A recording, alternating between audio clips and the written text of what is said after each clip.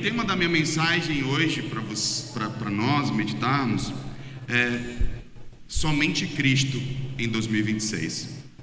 Esse é o título da mensagem, mas também são meus votos para você. Abra sua Bíblia comigo em Romanos capítulo 8, verso 32. Eu vou ler o texto e a priori você vai ficar dizendo: uau, é isso mesmo que eu quero, mas depois eu espero que a gente vá entendendo. Diz assim um texto: quem achou diz amém. Aquele que não poupou seu próprio filho, mas o entregou por todos nós, como não nos dará com ele e de graça todas as coisas? Olha que texto maravilhoso. Aquele que não poupou seu próprio filho, mas o entregou por todos nós, como não nos dará com ele e de graça todas as coisas? Feche seus olhos, vamos orar. Pai, querido Espírito Santo, nos traga a revelação da sua palavra, que a verdade da sua palavra ela possa ser ministrada aos nossos corações e que não haja resistências, que o nosso coração ele ceda a verdade da sua palavra, em nome de Jesus, amém e amém. Bom, quando eu leio o texto, certamente você fica muito empolgado ao ouvir esse texto. Uau, nós temos um Deus que promete nos dar todas as coisas, afinal de contas ele não poupou o seu próprio filho. Isso é fato. Só que, provavelmente, quando você ouve esse texto, você tem uma visão humana desse texto e triunfalista, que é: crente, ele é sempre abençoado. Vamos dizer isso para Paulo depois da sua morte, João Batista morrendo decapitado. Vamos falar para os cristãos do primeiro século que nenhum deles recebeu o livramento da parte de Deus. Nenhum. Mas nenhum deixou de crer. Quando eu preguei isso semana passada, eu ainda estou nesse espírito e assim, o Senhor tem me levado para esse lugar e eu não consigo sair daí, embora eu não consigo meditar em outra coisa e refletir sobre outra coisa que não nessa temática. Quando a gente vai para os heróis da fé em Hebreus 11, o texto ele é claro quando diz que nenhum recebeu a promessa, embora a tenham contemplado de longe, mas nenhum perdeu a fé. Quando a gente lê Romanos 8,32, a gente pensa: uau, significa dizer que se Deus não poupou o seu próprio filho, ele vai me dar minha casa, ele vai me dar um bom casamento, ele vai me dar uma boa vida financeira, ele vai me dar um bom carro. E eu não estou dizendo que Deus não possa fazer essas coisas, mas por que o tema da mensagem é somente Cristo? Porque embora ele possa fazer tudo isso, a única fonte de alegria que eu e você deveríamos ter, não somente em 2026, mas para toda a nossa vida, é Cristo. Deve ser Ele. Com carro sem carro, com casa sem casa, com dinheiro sem dinheiro. É lógico que se a gente for escolher e dizer para Deus: Deus, eu prefiro como? Eu prefiro com dinheiro, eu prefiro com casa, eu prefiro com carro. Obviamente, ninguém vai ser hipócrita de dizer que nós não preferimos nessas circunstâncias. Mas quando elas não vêm, a gente tem uma leitura, e esse é o problema, esse é o nosso problema. 2026 vai entrar, e eu louvo a Deus por cada um de vocês que veio aqui ao culto hoje. Mas Jesus, ele não quer que você venha ao culto ao final do ano. Ele quer ter um relacionamento com você. Ele morreu na cruz para isso. Ele morreu na cruz para que você pudesse ter vida. Porque quando a gente lê esse texto, a gente está acostumado a ouvir, pelo menos na grande maioria das vezes, é lógico, existem outros homens de Deus, pregadores santos de Deus, que realmente não negociam a verdade da palavra, mas a gente normalmente tem ouvido uma mensagem desesperada por parte de alguns pregadores para tentar convencer pessoas a se renderem a um Salvador que elas não têm necessidade, elas não sentem necessidade nenhuma desse Salvador. E aí então precisa pegar as mensagens de maneira para dizer: olha, Deus vai te abençoar, tua vida vai ser maravilhosa, para tentar convencer. Ou a gente tem que vir ao culto no final do ano, para que Deus nos livre de todo o mal durante o ano de 2026. E se Ele não livrar, ficarei ofendido com Deus.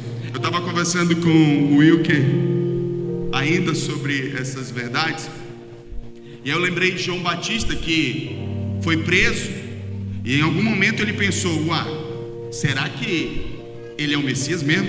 Aí ele manda perguntar. Pergunta lá, manda os seus discípulos, pergunta se ele é aquele que haveria de vir. Olha a resposta de Jesus. Diz lá para ele, porque ele estava preso, expectativa. Eu vou já falar de expectativa. Ele vai vir me soltar dessa prisão, certeza. Eu sou o cara que anunciou o caminho. E aí ele manda perguntar, Jesus responde: diz lá para ele que os cegos veem, os surdos ouvem e os coxos, os aleijados andam. Agora imagina como é para João Batista preso ouvir esta palavra que diz assim: Jesus é Ele mesmo, e Ele está fazendo milagre. Só tem uma coisa: Ele não vai fazer milagre para você. Você vai continuar preso, você vai ser decapitado. Ele está fazendo milagre na vida dos outros, mas na sua Ele não vai fazer.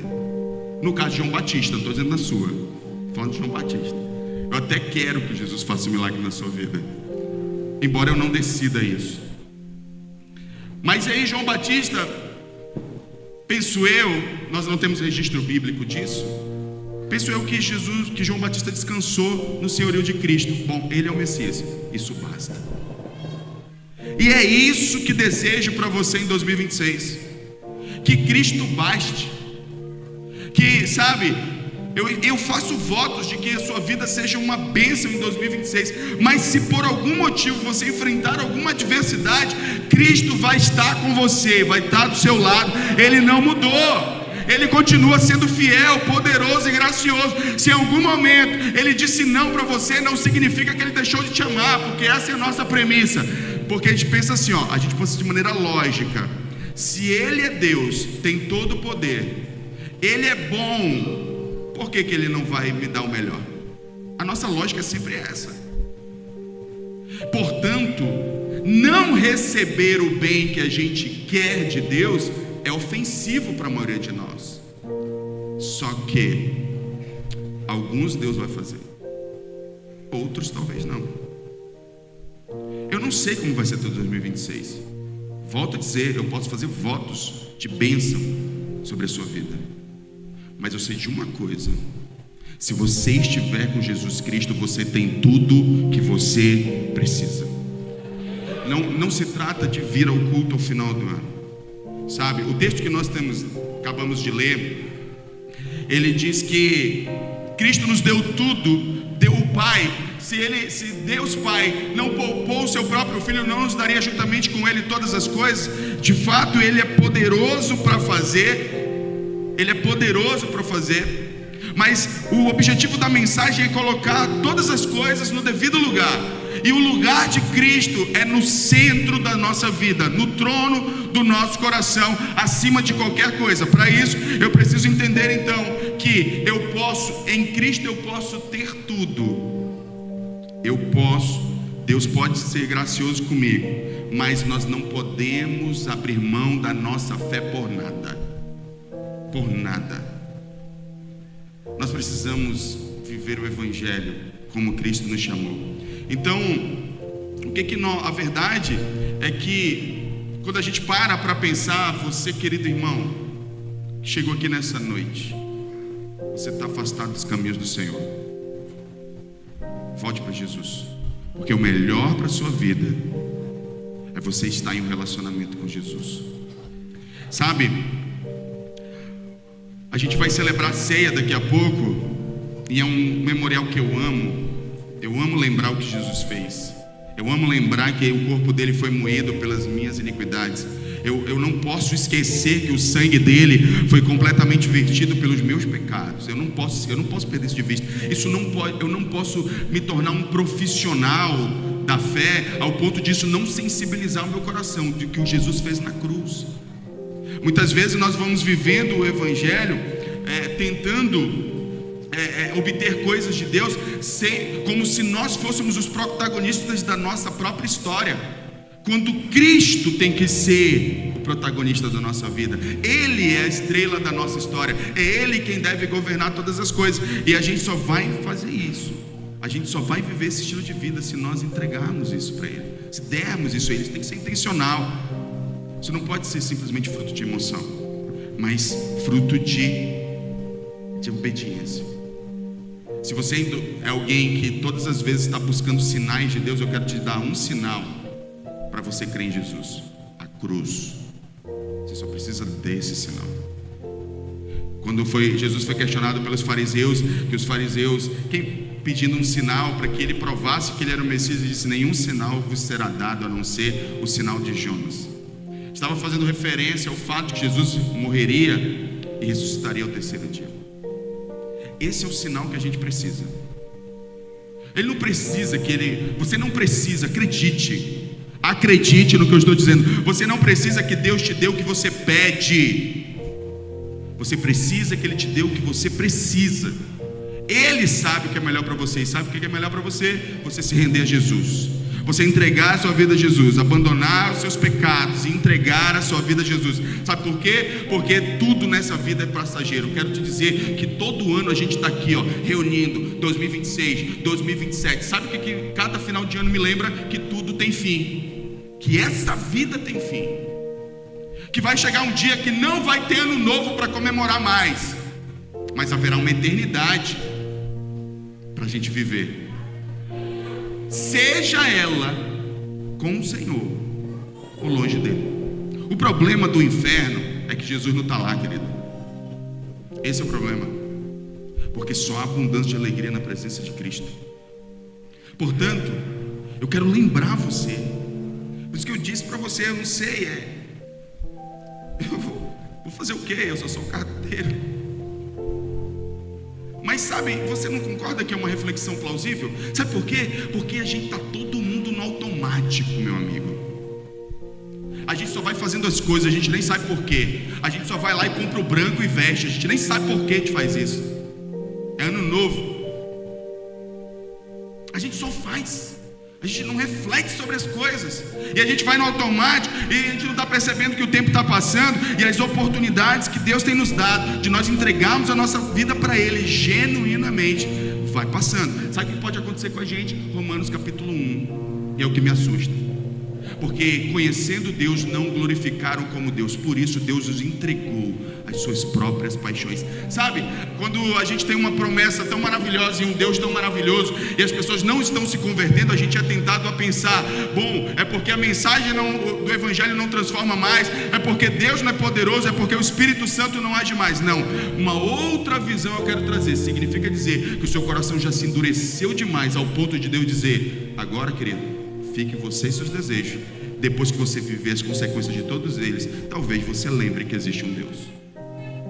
Romanos 1 diz isso.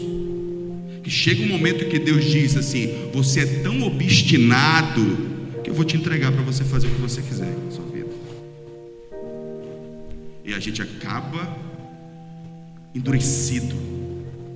Tem promessas de Deus maravilhosas para a gente viver, mas o nosso coração está endurecido. E quando eu falo, e eu vou já vou me encaminhar, eu quero compartilhar eu vou colocar nesses termos. Eu nem sei se seriam os ideais, mas seria o ideal, mas eu vou colocar 3 conselhos para 2026 para você, para que a sua vida seja baseada somente em Cristo. Conselho 1: coloque todas as suas expectativas em Cristo e na palavra de Deus, não em pessoas. A palavra de Deus diz que maldito o homem que confia no homem. Sabe por que eu perguntei? Eu queria ver se alguém ia dizer assim: no outro homem. A palavra outro não existe na palavra. É no homem. Porque, sabe por quê? Isso é importante. Isso faz toda a diferença. Porque dentro desse conjunto de homem inclui eu e você. Porque a gente acha assim, confiar nos outros de forma alguma, mas em mim está tudo bem. Não está tudo bem confiar em você mesmo também. Você precisa também colocar seus desejos e vontades debaixo da palavra de Deus, do senhorio de Cristo. Agora, nada é mais tirano com você do que com os outros, e com os outros, do que você colocar suas expectativas em pessoas. Você precisa esperar em Deus a respeito das coisas que só Deus pode dar. E quando você não vive uma vida somente para Cristo, é óbvio que você vai colocar expectativa sobre os outros. E sabe, esperar que os outros façam o que você faria, esperar que as pessoas vejam o mundo como você vê, Esperar que as pessoas elas entendam as coisas como você entende é tirano com você. Isso tira Cristo do centro e é tirano com o outro. Sabe por quê? Porque quando você pega as suas expectativas e coloca sobre o outro, você está transformando essas expectativas em peso para o outro e em frustração para você. Viva para Cristo. Viva para Jesus. Embora Deus use pessoas para nos abençoar, para tratar com a gente, para nos acolher, para nos ajudar, para nos dar direção, essas pessoas elas precisam vir direcionadas de Deus para as nossas vidas. Porque quando a gente tenta fazer isso de maneira humana, o final das contas é só frustração. Então, expectativa em pessoas é algo completamente nosso, não é do outro, não é de Deus, é nosso. O que é expectativa senão uma antecipação mental daquilo que a gente deseja, daquilo que a gente constrói na nossa mente, esperando que os outros adivinhem. Essas expectativas nós criamos a partir das nossas experiências, das nossas idealizações. Então a gente espera que as pessoas elas atendam a essas idealizações. Só que, deixa eu te falar uma coisa, irmã, as pessoas não sabem o que você espera. Por isso, agora tem alguém que conhece o teu coração, Jesus. Leve para Deus todas as suas necessidades, apresente ao Senhor. Caso contrário, é daí que nasce a mágoa, é daí que nasce a frustração. Não porque o outro errou com você, mas simplesmente porque ele não seguiu o roteiro que você criou na sua mente. Você quer um conselho para 2026? Viva para Jesus. Espere menos das pessoas. Seja uma fonte. Espere menos receber. Mais bem-aventurado é dar do que receber, diz a palavra de Deus. Portanto, você vai resolver boa parte dos seus problemas que talvez você viveu em 2025, quando você esperar mais de Deus, tiver mais relacionamento com Jesus e assim viver somente para Cristo. Outra coisa, quando você fizer isso, quando você viver para Cristo, espere tudo de Jesus. Tudo é tudo, é absoluto. Então você tem que deixar que você precisa meditar sobre essa verdade. Espere tudo de Jesus. Espere as bênçãos, mas espere que Ele presença dele. Espere que Ele esteja com você todos os dias. Muitas vezes a gente quer Jesus, mas a gente sempre quer mais alguma coisa. A gente quer Jesus, mas a gente também quer que a nossa família seja abençoada. Nós fizemos isso hoje muito aqui. Teve um culto muito profético aqui, né? Canções foram cantadas, louvores entoados, abençoando a sua família. E isso é maravilhoso, isso é muito bom. E Jesus quer isso. Agora, a gente não pode querer Jesus e mais algumas coisas. A gente tem que querer. Enquanto Jesus não for tudo para nós, a gente não vai ter nada. Aí você pode me questionar: como assim, pastor? Tem tanta gente que está no mundo que não tem Jesus e tem as coisas. Não, eles não têm as coisas têm eles. É diferente. Eles são dominados, eles são escravos desse sistema. O Filho de Deus não. O Filho de Deus é livre para a glória de Deus.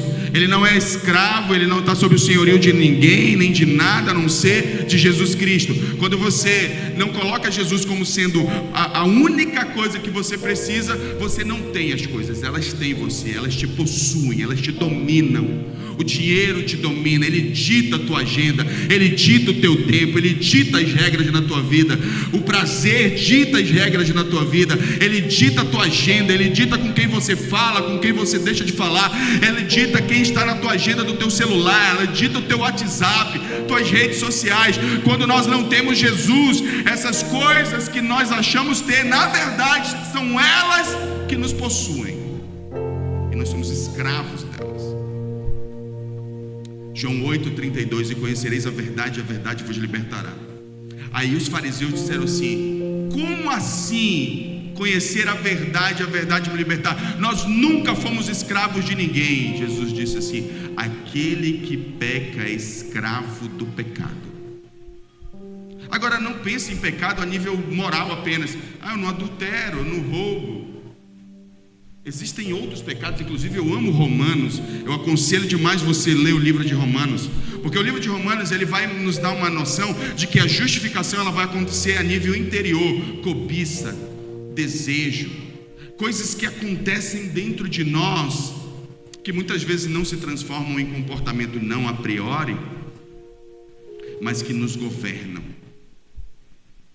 Jesus quer nos libertar. E terceiro conselho para a gente cear: questione a si mesmo. Não ache que você é o último biscoito do pacote, que tudo que você pensa, fala ou acha, tudo é bom para você. A Bíblia, inclusive, ela nos diz que o nosso coração é enganoso. Ela diz que existem caminhos que nos parecem direitos, mas no final são caminhos de morte. Portanto, questione a si mesmo. Sabe o que é cristianismo? Sabe o que é conversão?